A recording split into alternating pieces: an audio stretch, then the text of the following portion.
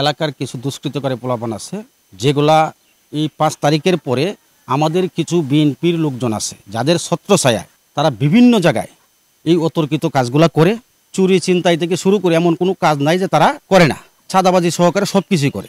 আসলে এই হামলাগুলোর আমরা তীব্র নিন্দা ও প্রতিবাদ জানাই। কি কারণে একটা নিরপরাধ ছেলের গায়ে এইভাবে অতর্কিত হামলা করলো, তাও আবার আওয়ামী লীগের গুন্ডা ফান্ডা নিয়ে?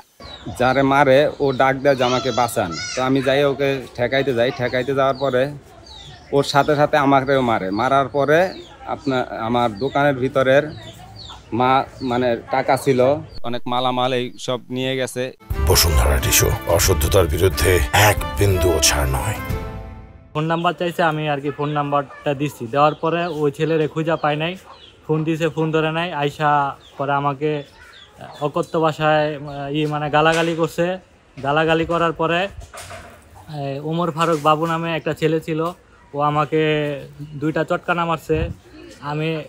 ও ছিল যুবলীগের কর্মী। দাঁড়ানোর পরে আমার মানে সবাই মিল্লা এই লোহার পাইপ, তারপরে বাঁশ, লাঠি যে যেমনে পারছে অমনে মারছে। তারপরে আমারে মানে ঠেকাইতে গেছিল এই দোকানদারের মানে মাথা ফাটাইছে।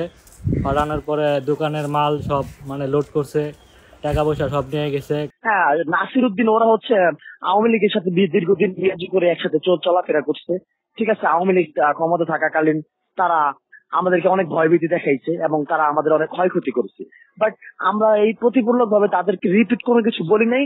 তো এখন ইস্যু হচ্ছে ওদের আওয়ামী লীগের যে বিষয়টা ছিল ফ্লাশ হয়ে যাওয়াতে মানে আমরা আস্তে আস্তে ফ্লাশ করতেছি যে ওরা দীর্ঘদিন ছাত্রলীগের গোলাবারের সাথে জড়িত ছিল। তো এই ফ্লাশ করার কারণে ওরা আমার নামে একটা মিথ্যা নাটক সাজানোর চেষ্টা করতেছে, আমার সম্মানহানি করার চেষ্টা করতেছে। নাসির নামে একটা ছেলেকে ওরা কয়েকজন মিলে মারপিট করছে। ওদের নাসির মনে হয় মেবি কোনো একটা গার্মেন্টস এর রিলেটেড বিষয়ে ওটা সমাধান করার জন্য গেছিল। এই বিষয়টা নিয়ে কয়েকটা ছেলে এরা তাকে প্রহার করছে।